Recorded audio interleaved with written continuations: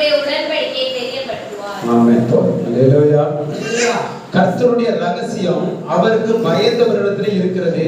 அவர்களுக்கு தம்முடைய உடன்படிக்கையை தெரியப்படுத்துவார். அல்லேலூயா. ஆமென். அப்போ வேதம் சொல்லுகிறது விசுவாசம் என்பது ஒரு ரகசியம் என்று சொல்லுகிறது. சுவிசேஷம் என்பது ஒரு ரகசியம் என்று சொல்லுகிறது. தேவன் நமக்குள் இருக்கிறது ஒரு ரகசியம் என்று தான் சொல்லுகிறது. அல்லேலூயா. அந்த ரகசியங்களை தேவன் எல்லா இடத்திலும் வெளிப்படுத்துவதில்லை, அவருக்கு பயந்தவர்களுக்கு வெளிப்படுத்துகிறார். யாருக்கு பயந்தவர்களுக்கு வெளிப்படுத்துறாரு? கர்த்தருக்கு பயந்தவர்களுக்கு வெளிப்படுத்துகிறார். நீங்க கர்த்தருக்கு பயப்படுகிற அதுல வெளிப்படுனா ரெண்டு விதமானதாக நம்ம பயப்படுறோம். கர்த்தருக்கு பயப்படுற பயம் ரெண்டு விதமானதாக இருக்குது. நீங்க பாருங்க, எதிரிகளை பார்த்தாலும் பயப்படுவீங்க, அது ஒரு பயம். தகப்பனை பார்த்தாலும் நம்ம பயப்படுவோம், அப்படிதானே?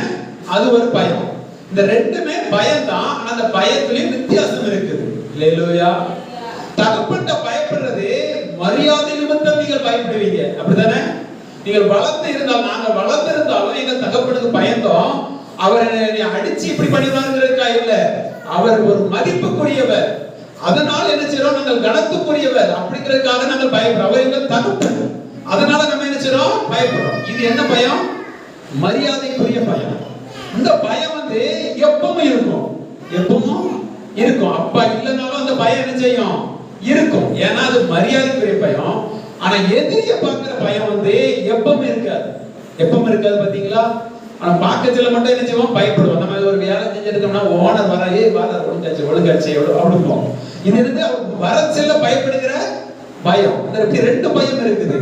சிலவங்க பயப்படுவாங்க, ஆலயத்துக்கு வந்தா பயப்படுவாங்க. கர்த்தருக்கு ஆலயத்துல சர்ச்சில் வந்தா ஊழியக்காரங்களை பார்த்தா பயப்படுவாங்க. அதுங்களா? ஊழியக்காரர்கள் அப்படி பேசக்கூடாது, ஊழியக்காரர்கள் அப்படி பேசக்கூடாதுப்பாங்க. இது ஒரு விதமான பயம். சிலவங்க எப்பவுமே தேவனுடைய வசனத்துக்கு பயப்படுவாங்க. அவங்க ஒத்தைக்கு இருந்தாலும் அவங்க தேவனுடைய வசனத்துக்கு பயப்படுவாங்க. அவங்க எந்த அடிமதனத்துல இல்லைனாலும் அந்த வசனத்துக்கு பயப்படுவாங்க. யாருமே அவங்கள்ட்ட கேள்வி கேட்காம இருந்தாலும் வசனத்துக்கு பயப்படுவாங்க. அது மரியாதைக்குரிய பயம், அது தகப்பனுக்குள்ள பயம். அல்லேலூயா. இப்படி ரெண்டு பயம் இருக்கு. இந்த தகப்பனுக்குரிய பயம் இருக்கு பாருங்க, அவங்களுக்கு தன் ரகசியத்தை தேவன் வெளிப்படுத்துகிறார். அல்லேலூயா. இப்ப ஆட்கள் ஒரு பயம் பயந்துட்டு போனக்கு பிறகு பயப்படுறது, அது மரியாதை தகப்பனுடைய பயம் கிடையாது. அது எதிரிகளை பயப்படுறது, எதிரிகளை பார்க்கிற பயமாக இருக்கும். அப்படிப்பட்ட பயம் நமக்கு இருக்கக்கூடாது. தேவனுடைய வசனத்துக்கு பயப்படணும். அல்லேலூயா. தேவனுடைய வசனம் நமக்கு என்ன சொல்லுகிறதோ அந்த வசனத்துக்கு நாம் பயந்து இருக்கிறவர்களா இருக்கணும். அந்த வசனத்தை நாம் கனப்படுத்துகிறவர்களா இருக்கணும். அந்த வசனத்தை நாம் தரித்தவர்களா, இந்த வசனத்தின்படி வாழ்வர்களாக நாம் இருக்கணும். அல்லேலூயா. அப்ப அப்படிப்பட்டவங்களுக்கு தேவன் தம்முடைய ரகசியத்தை வெளிப்படுத்துகிறார். அப்ப இந்த ரகசியம்னா என்ன அப்படின்னா, நீங்கள் நியாயப்பிரமாணத்தை எதையுமே அவர் ரகசியமா வைக்கல, வெளியரங்கமாய் பேசிவிட்டார். மோசே இடத்துல வெளியரங்கமாய் பேசினார். அப்ப இந்த ரகசியம் அப்படின்னா, ரகசியம் இஸ்ரவேல் ஜனங்களுக்கு தெரியல. இயேசு கூட அவங்களுக்கு அந்த ரகசியத்தை என்ன செய்யல, சொல்லி கொடுக்கல. இயேசு கூட அவங்களுக்கு என்னதான் சொல்லி கொடுத்தாரு, வசனங்களை மறைபொருளாக சொல்லி கொடுத்தார். யாருக்கு ரகசியத்தை வெளிப்படுத்தினாரு? அப்போஸ்தலர்களுக்கு வெளிப்படுத்தினார். தன்னுடைய சீசர்களுக்கு அவர் என்ன வெளிப்படுத்தினாரு? தம்முடைய அந்த சொன்ன வசனத்தின் ரகசியங்களை வெளிப்படுத்தினார். எல்லாருக்கும் வெளிப்படுத்தவில்லை. இன்னைக்கும் இருக்கிற கிறிஸ்தவர்களுக்கு அநேகருக்கு தேவனுடைய ரகசியங்கள் தெரியாது. மேலோட்டமாக அவர்கள் என்ன செய்றாங்க, ஏதோ கேட்கிறோம் போறோம். நம்ம இறந்தா எங்க போவோம், இயேசுனா யாரு, இயேசு எதுக்காய் வந்தார், எதுக்காய் அடிக்கப்பட்டார், எதுக்காய் மரித்தார், எதற்காய் எழுப்பினார், இயேசு பிதா எதற்கு இயேசு இந்த பூமிக்கு அனுப்பினார், இது எல்லாமே எல்லாருக்கும் தெரியாது. அது யாருக்கு தேவன் வெளிப்படுத்துகிறாரோ அவங்களுக்கு தெரியப்படுகிறது. அது ஊழியர்களுக்கு அவர் வெளிப்படுத்துகிறார். அந்த ரகசியத்தை ஊழியர்கள் தன் பிள்ளைகளுக்கு சொல்லுகிறார்கள். அல்லேலூயா. அந்த சுவிசேஷத்தை நிமித்தம் பிள்ளைகள் அதை ஏற்றுக்கொண்டு அவர்கள் பிழைக்கிறார்கள். ஆமென். ராஜ்யத்துக்குரியவர்களாய் மாறுகிறார்கள். சரி, இந்த ரகசியத்தை குறித்து நாம் பார்க்கலாம். எபேசியர் புத்தகத்துல நம்ம அன்னைக்கு பார்த்தோம், கலாத்தியர் புத்தகத்துல பார்த்தோம். எபேசியர் புத்தகம் எடுங்க, அதுல நாம் பார்க்கலாம். எடுத்தோங்க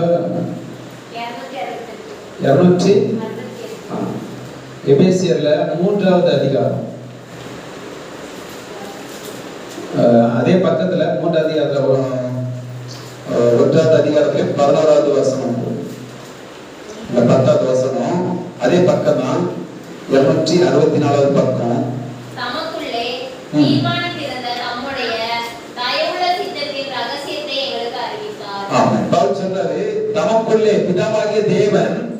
அவருக்குள்ளே தீர்மானித்திருந்த அவருடைய சித்தத்தை, ரகசியத்தை, தயவுள்ள சித்தத்தின் ரகசியத்தை எங்களுக்கு அறிவித்தார். ஹல்லேலூயா. இதே பிதாவுக்குள்ள இருந்த தீர்மானம். அவர் தீர்மானித்து இந்த பூமிக்கு என்ன செய்ய வேண்டும், இப்படி ஒருவரை அனுப்பி இப்படி மீட்டெடுக்க வேண்டும் என்கிற ஒரு ரகசியத்தை அவர் யாருக்கு தான் அறிவித்தார்? தம்முடைய ஊழியர்களுக்காக அறிவித்தார். அப்போஸ்தலருக்கு அறிவித்தார், முதலாவது பவுலுக்கு அறிவித்தார், என்ன செஞ்சார்? இடத்துல இவங்களுக்கு அறிவித்தார். சரி, இந்த ரகசியம் என்ன அப்படிங்கறத நம்ம பார்க்கலாம். 3வது அதிகாரத்துல 3வது வசனத்துல இருந்து 7ஆம் வசனம் வரைக்கும் படிப்போம். அதே பக்கத்துல அது என்னவெனில் புறஜாதிகள் சுவிசேஷத்தினாலே உடன் சுதந்திரமாயும் பாருங்க, இதுதான் இந்த ரகசியம். பாருங்க, புறஜாதிகள் எதனால? சுவிசேஷத்தினாலே பாருங்க உடன் சுதந்திரமாயும் ஒரே சரீரத்துக்கு உள்ளானவர்களுமாய் கிறிஸ்துவுக்குள் அவர் பண்ணின வாக்குத்தத்தத்துக்கு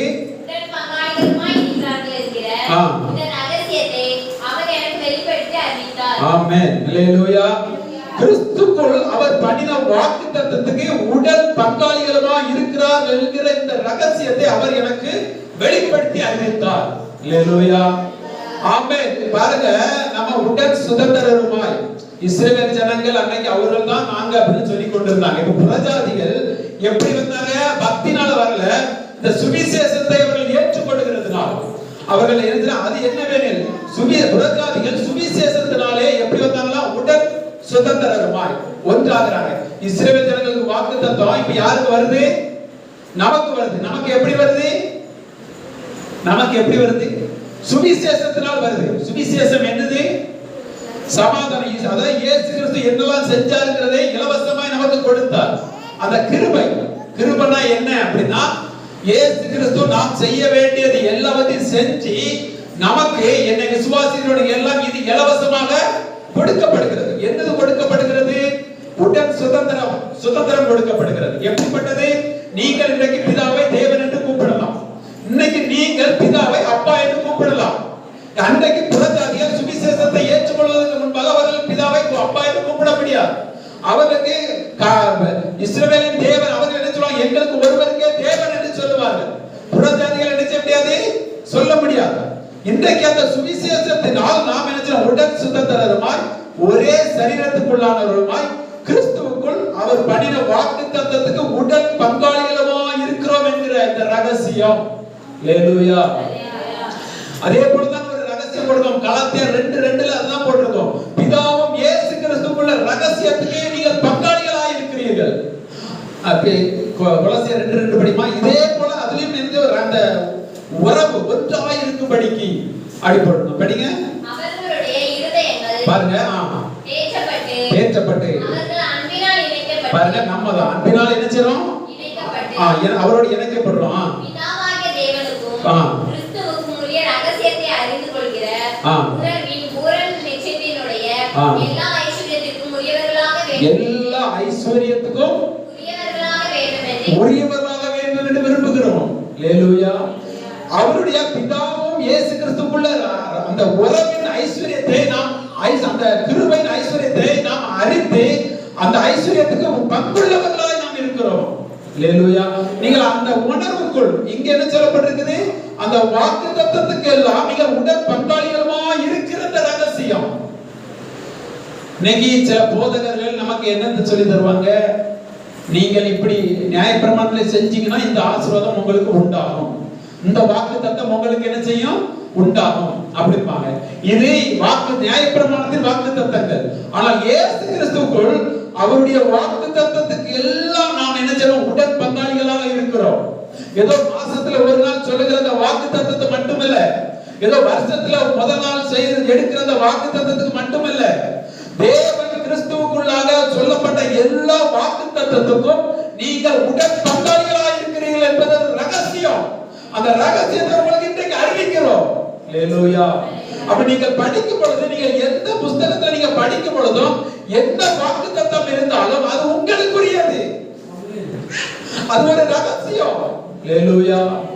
அது யார் மூலமா நமக்கு கிடைச்சிச்சுன்னா இயேசு கிறிஸ்து மூலமா கிடைச்சிச்சு. எப்ப நீங்கள் அவரோட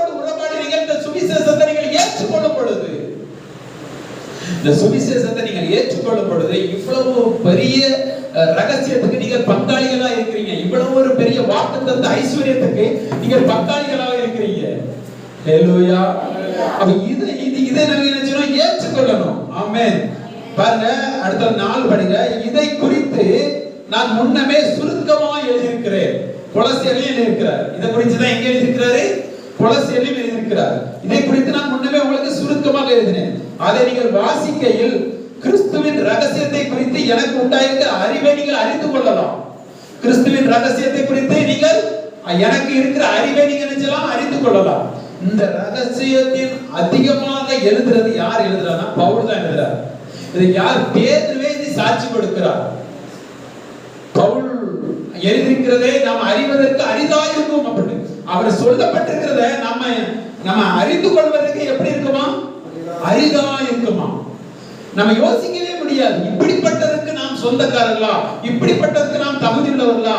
இப்படிப்பட்டதற்கு நாம் உடன் பங்காளிகளா என்பதை சிந்திக்க கூட முடியாது. அந்த அளவுக்குள்ள ரகசிய பொக்கிஷங்கள் இங்கே இருக்கிறது. ஹல்லேலூயா. இதை நீங்கள் அறிந்து கொள்ளும் பொழுதுதான் நீங்கள் இதை பெற்றுக்கொள்ள முடியும். சுவிசேஷத்தை நீங்கள் கேட்கிற சுவிசேஷத்தை நீங்கள் ஏற்றுக்கொண்டு நீங்கள் உறுதியாய் விசுவாசத்தோடு நிலைத்திருப்பீர்கள், அப்படியே ஆகும் என்று கொலோசியரில் சொல்லப்பட்டிருக்கிறது. ஹல்லேலூயா. அப்ப அந்த சுவிசேஷம் என்ன அப்படின்னா கிறிஸ்து நமக்கு கொடுத்த இலவச கிருபை. அவர் சொன்னார், இலவசமா உங்களுக்கு கொடுக்கிறேன். அப்போஸ்தலர் சொன்னார், இலவசமா உங்களுக்கு கொடுக்கிறேன். நீங்களும் எப்படி கொடுங்க? இலவசமா கொடுங்க. ஹல்லேலூயா. நீங்களும் இலவசமாய் கொடுங்கள் என்று சொன்னார். ஹல்லேலூயா. அப்ப அந்த இலவசம் அப்படிங்கிறது இது யாரால வருதுன்னா கிறிஸ்துவினால் வருகிறது. இது எப்படி உங்களுக்கு வரும் அப்படின்னா நீங்க சுவிசேஷத்தை உங்கள் இருதயத்தில் ஏற்றுக்கொண்டு அதை நீங்கள் சிந்தித்து இப்படிதான் என்னை வச்சிருக்கிறார் என்று நீங்க நிலைத்திருக்கும் பொழுது, உங்கள் சிந்தையில் அதை தரித்திருக்கும் பொழுது உங்களுக்குள் செயல்படும். அவ எதை நீங்கள் சிந்தையிலே தரித்திருக்கணும்? சுவிசேஷத்தை தேவன் உங்களுக்கு செய்ததை சிந்தையிலே தரித்திருக்கணும். என்னை இப்படி அவர் என்னை மாற்றியிருக்கிறார் என்கிற சிந்தை நீங்கள் தரித்திருக்கணும். அப்படி தரித்திருக்கும் பொழுது இது உங்களுக்குள் செயல்பட ஆரம்பிக்கிறது. இதுக்கு நீங்கள் உடன் உரிமையுள்ளவர்களா இருக்கிறீர்கள். இதுக்கு நீங்கள் உடன் பங்காளிகளா இருக்கிறீங்க. ஒரு ஆளு உங்களுக்கு தெரியாது, யாரோ ஒரு ஆளு உங்களுக்கு ஒரு பெரிய போலீஸ் வந்து ஒரு பத்திரம் எழுதி ஒரு செக் உங்களுக்கு தந்து உங்க பேர்ல ஒரு பத்திரத்தை எழுதி தான் வச்சுக்க உனக்கு அப்படின்னு தந்துட்டாரு. உங்களுக்கு கையில பணம் வரல, எதுவுமே வரல, நீங்க அவர் செஞ்சுட்டா நீங்க நம்பினா நீங்க என்ன சொல்லுவீங்க? ஒரு கோடி ரூபாய் சொத்துள்ள பத்திரத்தை உங்களுக்கு எழுதிட்டாரு, நீங்க என்ன சொல்லுவீங்க? அவர் தந்துட்டா நீங்க நம்பினா என்ன சொல்லுவீங்க? நான் கோடீஸ்வரன் சொல்லுவீங்களா? நான் பிச்சைக்காரன் சொல்லுவீங்களா? கோடீஸ்வரன் சொல்லுவீங்க. கையில பணம் வரல, பத்திரம் எழுதியாச்சு, என்ன சொல்லி என்ன நினைப்பீங்க? நான் என்ன கோடீஸ்வரன். ஹல்லேலூயா. நான் பிச்சைக்காரன் சொல்ல மாட்டீங்க. அதை நம்பாதவன் என்ன சொல்லுவான்? பிச்சைக்காரன் தான் சொல்லுவான். ஹல்லேலூயா. சுவிசேஷத்தை ஏற்றுக்கொள்ளாதவன் அவன் உலகத்தின் படி தான் சொல்லுவான். சுவிசேஷத்தை ஏற்றுக்கொண்டவர்கள், மறுபடி பிறந்தவர்கள், கிறிஸ்துவுக்குள்ளானவர்கள், வாக்குத்தத்தத்துக்கு சொந்தக்காரர்கள் நீங்கள், வாக்குத்தத்தத்துக்கு உடன் பங்காளிகள் நீங்கள். ஆமென் சொல்லுங்க. எல்லா வாக்குத்தத்தத்துக்கும் நீங்கள் உடன் பங்காளிகள். ஹல்லேலூயா. இதை நீங்கள் ஏற்றுக்கொள்ளும் பொழுதுதான் நீங்க சந்தேகமா இருந்தா வீட்டுல போய் பார்க்கணும். மறுபடியும் பாருங்க. நான் உங்களுக்கு சொல்றேன், நான் உங்களுக்கு சொல்றது சந்தேகமா இருக்குமா? நீங்க பைபிள தினமும் அதையே பாருங்க. சந்தேகம் தீர வரைக்கும் பாருங்க. அவங்க சொன்னாங்க இவங்க சொன்னாங்கன்னு கேட்க கூடாது. ஹல்லேலூயா. பெரிய ஊழியக்காரங்களா இருக்கலாம், பெரிய ஊழியக்காரர் அப்படி கேட்க கூடாது. பவுல் இதனாலதான் பவுல் சொன்னார், நான் மாம்சத்தின்படி ரத்தத்தின்படி நான் சிந்திக்கல. எனக்கு முன்னால இருக்கிறாங்க, பேதுரு இருக்கிறார். இயேசுவே சொல்றார், இந்த பேதுரு மூலமா நான் சபையை கட்டுவேன். இயேசுவே சாட்சி கொடுத்திருக்கிறார். அது எனக்கு பிரச்சனையே இல்லை. அதுக்காக அங்க போய் நான் நினைச்ச மாட்டேன், கேட்க மாட்டேன். நான் யார் யார்ட்ட சொன்னாரோ அவர்கிட்ட கேட்பேன். நான் அவங்கள பார்க்க மாட்டேன். மாம்சத்தின்படி ரத்தத்தின்படி நான் சிந்திக்க மாட்டேன். நான் தனித்திருந்து நான் எனக்கு சொல்ல வேண்டியதை நான் எழுதினேன். அவங்கள பார்த்து எழுதல. என் முன்னோர்களாக இருந்த அப்போஸ்தலரை பார்த்து நான் என்ன செய்யல? எழுதல. அதே போலதான் உங்களுக்கு ஒண்ணு வெளிப்பாடு வருகிறது என்றால் நீங்க உடனே நமக்கு சொல்லி தந்தவங்க எப்படி சொல்லி தந்தாங்க அப்படி பார்க்க கூடாது. உங்களுக்கு ஒண்ணு வெளிப்படுத்துறதுனா நீங்க அதை அவர்கிட்ட தான் கேட்கணும். மறுபடியும் பார்க்கணும். சந்தேகம் தீர்ற வரைக்கும் பார்க்கணும். சந்தேகத்தை கேட்கலாம். ஆனா வசனம் உங்களுக்கு சந்தேகத்துக்கு, அந்த சந்தேகத்துக்கு விரோதமாக வசனம் இருக்குமானால் நீங்க எதை நம்பணும்? அவங்க சொல்றதை நம்ப கூடாது. இங்க சொல்றத நம்பணும். அவங்க பெரிய ஊழியக்காரர்களா இருக்கலாம், அவர் உலகத்திலே நம்பர் 1 ஊழியக்காரர், அதெல்லாம் பிரச்சனை கிடையாது. இந்த வசனத்துக்கு விரோதமாக சொல்லுகிறார், நானே வந்து சொன்னாலும், பவுல் சொல்றார், நானே வந்து சொன்னாலும், வானத்திலிருந்து தூதர்கள் வந்து சொன்னாலும் ஏற்றுக்கொள்ளாதவர் சபிக்கப்பட்டவனா இருப்பார் என்று சொல்லுகிறார். ஹல்லேலூயா. நான் சொல்லுகிற வசனத்தை நீங்கள் மறுபடியும் நீங்க படிங்க. உங்களுக்கு சந்தேகமா இருக்குன்னா படிங்க. பங்காளிகளா இருக்கிறீர்கள் என்று சொல்லுகிறது. ஆமென்.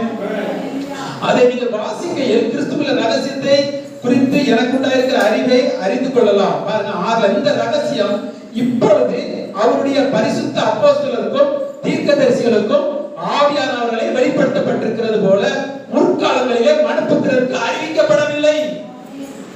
முதல்ல அவருக்கு வெளிப்படுத்தப்பட்டுச்சு, அதுக்கு பிறகு யாருக்கு வெளிப்படுத்தப்பட்டுச்சா? இப்பொழுது சொல்ற இந்த ரகசியம் இப்பொழுது அவருடைய பரிசுத்த அப்போஸ்தலருக்கும் தீர்க்கதரிசிகளுக்கும் வெளிப்படுத்தப்பட்டிருக்கிறது. ஆனால் நாம் முற்பிதாக்களுக்கு இது நிச்சயல வெளிப்படுத்தப்படல. ஹல்லேலூயா. அந்த உடன் பங்காளிகள் அந்த அவருக்குள் ஒன்றாய் இருக்கிறது, கிறிஸ்து நமக்குள் தங்கி இருக்கிறது, இது எல்லாம் நாம் முற்பிதாக்களுக்கு நிச்சயல வெளிப்படுத்தப்படல. அவங்களுக்கு தெரியாது. கர்த்தர் தாவீதோடு இருந்தார்னு சொல்லி இருக்கிறது, ஆனா தாவீதுக்கு தெரியாது. ஹல்லேலூயா. யோசேப்போடு கர்த்தர் இருந்தார்னு சொல்லப்பட்டிருக்கு, ஆனா யோசேப்புக்கு தெரியாது. அதனாலதான் நாம் முன்னோர்கள் எபிரேயர்ல 11ல சொல்லப்பட்டிருக்கும், வரிசையா ஒரு அதிகாரம் முழுக்க சொல்லப்பட்டிருக்கும். அதெல்லாம் சொல்லப்பட்டும் இவர்களை விட நாம் மேன்மையுள்ளவர்களா இருக்கிறோம். எதனாலனா அவர்கள் அதை விசுவாசித்தார்கள், பெற்றுக்கொள்ளவில்லை. நாம் பெற்றிருக்கிறோம். எதிரே அவர் எனக்குள் தங்கி இருக்கிறதை இப்ப நாம் அறிந்திருக்கிறோம். ஹல்லேலூயா. அவர் எனக்குள்ள தங்கி இருக்கிறார். இது யார் மூலமாக வந்தது? இயேசு கிறிஸ்துவின் மூலமான அந்த சுவிசேஷத்தினால் அதை ஏற்றுக்கொண்டதனால் நமக்குள்ள வந்திருக்கு. ஹல்லேலூயா. இது ரகசியம், இது தேவனுடைய ரகசியம். அப்புறம் முற்காலத்திலே என்ன செய்யலாம், இது யாருக்கும் வெளிப்படுத்தப்படவில்லை அப்படின்னு சொல்லப்பட்டிருக்கு. தேவனுடைய பலத்த சத்துவத்தால் எனக்கு அளிக்கப்பட்ட வரமாகிய அவருடைய கிருபையினாலே இந்த சுவிசேஷத்துக்கு ஊழியக்காரனானே. இதான் ஒரு வரம்னு சொல்றாரு. இந்த சுவிசேஷத்தை அறிவிப்பது இதுதான் ஒரு வரம். ஹல்லேலூயா. சில பேர் ரெண்டு பேரையும் இணைச்சி பேசிக்கொண்டு இருப்பாங்க. பாருங்க இதுல எபிரேயர் 6:20 படிங்க.